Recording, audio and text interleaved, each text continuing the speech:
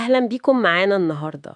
هنتكلم عن آخر الأخبار والمتابعات بخصوص مشروع تحديث ملعب الأمير مولاي عبد الله في الرباط في المغرب.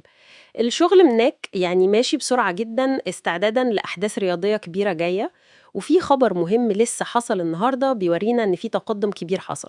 المعلومات دي كلها جاية من متابعات صحفية إلكترونية للمشروع ده، ومهمتنا النهاردة إننا نشوف أهم الأفكار من التطورات دي. أيوه، هو فعلا موضوع مهم ويستاهل نتابعه. مش بس عشان الملعب نفسه يعني، لأ، ده بيدينا فكرة عن استراتيجية تطوير أكبر بكتير في المغرب. طيب حلو قوي، خلينا ندخل في التفاصيل ونشوف ايه اللي بيحصل بالظبط. أهم خبر النهاردة الخميس 5 يونيو هو إنهم بدأوا يركبوا العشب الطبيعي لأرضية الملعب. دي مش مجرد خطوة كده وخلاص، صح؟ دي علامة مهمة جدا. بالظبط بالظبط، دي لحظة أساسية في أي مشروع بناء ملعب بصراحة. تركيب العشب معناه إن الأعمال الإنشائية الكبيرة جوه الملعب نفسه قربت تخلص. بس اللي بيخلي الموضوع ده مهم أكتر كمان هو حجم المشروع ككل.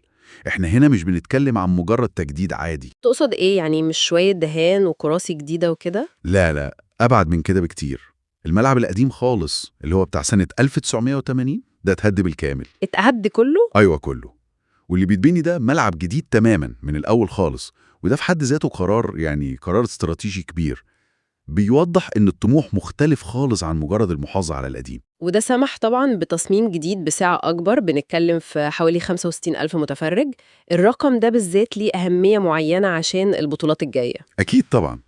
الساعة دي ال 65,000 دي ماشية مع متطلبات الكاف الاتحاد الأفريقي عشان استضافة نهائي كأس الأمم الأفريقية 2025. وفي نفس الوقت بتوفي الحد الأدنى اللي مطلوب لماتشات معينة في كأس العالم 2030 اللي المغرب هيشارك في تنظيمه. فالساعة دي مدروسة عشان البطولتين الكبار دول. وفي كمان العلامة المميزة قوي للملعب الجديد ده، السقف الكامل اللي بيغطي المدرجات كلها. مم. دي حاجة بنشوفها كتير دلوقتي، بس أنا قريت معلومة كده يعني لفتت نظري عن تصميم السقف ده بالذات، إنه معمول بطريقة تسمح للشمس توصل للعشب. مم. دي تبدو معادلة صعبة قوي هندسياً. فعلا، هي تحدي هندسي وتكنولوجي كمان. ازاي توفر حماية كاملة للجمهور من الشمس والمطر وفي نفس الوقت تخلي فيه ضوء كافي للعشب الطبيعي عشان ينمو ويبقى كويس. الحلول هنا بتبقى مزيج بين تصميم معماري ذكي وممكن كمان استخدام مواد بناء حديثة بتسمح بمرور الضوء. وشغل دلوقتي في تركيب الهيكل الصلب للسقف ده ماشي بسرعة جدا. والهيكل الصلب ده شكله ضخم جدا في الصور. يعني المشروع مش بس أرض الملعب والسقف، صح؟ لا طبعا، المشروع أكبر من كده. في بنية تحتية كاملة حوالين الملعب. يعني بنتكلم عن مواقف عربيات تحت الأرض بسعة كبيرة عشان الناس توصل بسهولة، ومداخل ومخارج كتير للجمهور عشان الدخول والخروج يبقى سهل وآمن. ودي نقطة مهمة قوي في الملاعب الحديثة عشان نتجنب الزحمة والمشاكل.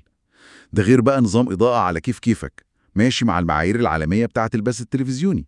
كل دي أجزاء بتكمل بعضها عشان تجربة المشجع تبقى كويسة وتلبي طلبات الفيفا والكاف. ومع كل التعقيدات دي، الكلام اللي بنسمعه إن الشغل ماشي بسرعة رهيبة.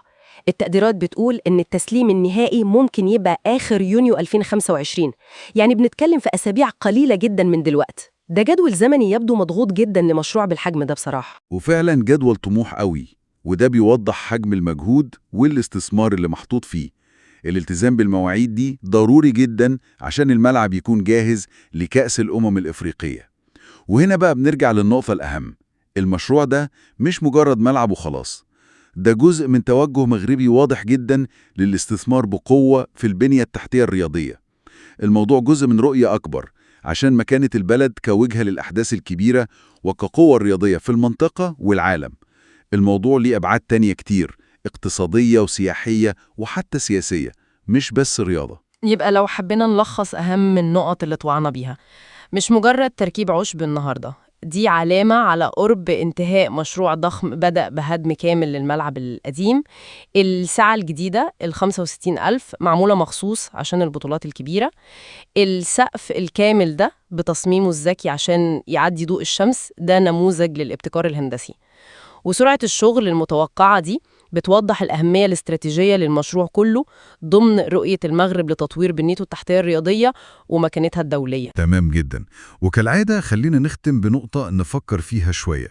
بعيداً عن البطولات الكبيرة والأهداف الوطنية دي كلها، إزاي مشروع ضخم زي ده بكل الاستثمارات دي في بنية تحتية رياضية عالمية ممكن يأثر على حياة الناس العادية في مدينة زي الرباط؟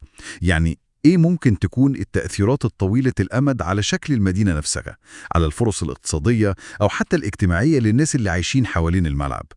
ده سؤال عن الأثر المستدام اللي ممكن تسيبه المشاريع دي بعد ما الاحتفالات تخلص.